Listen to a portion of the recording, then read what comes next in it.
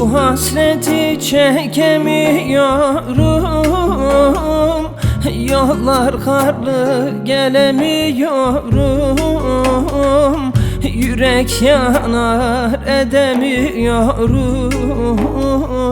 Şu dersimde bir sevdiğim var.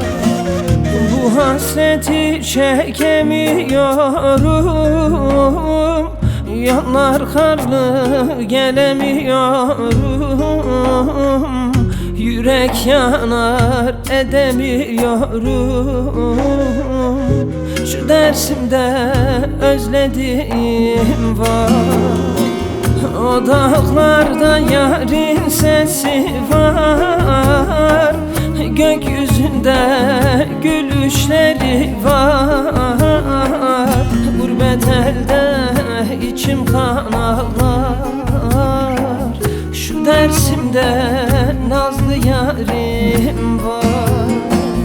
O dağlarda yarın sesi var, gökyüzünde gülüşleri var. Gurbet elde içim kan ağlar. Ah dersimde nazlı yarim var.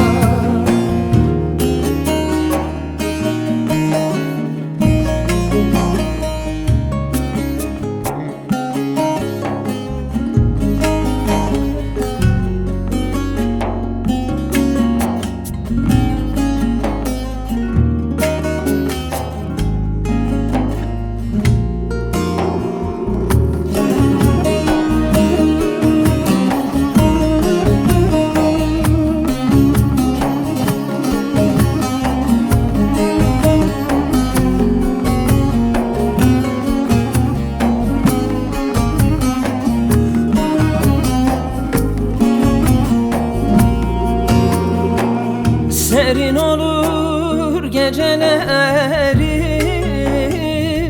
yoğun olur yıldızları.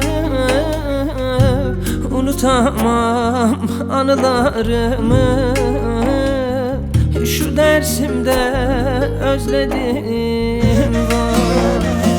Serin olur geceleri, yoğun olur yıldızları. Unutamam anılarımı, şu dersimde özlediğim var. O dağlarda yarın sesi var, gökyüzünde gülüşleri var. Gurbet elde içim kan ağlar. Şu dersimde nazlı yarim var. O dağlarda yarın sesi var, gökyüzünde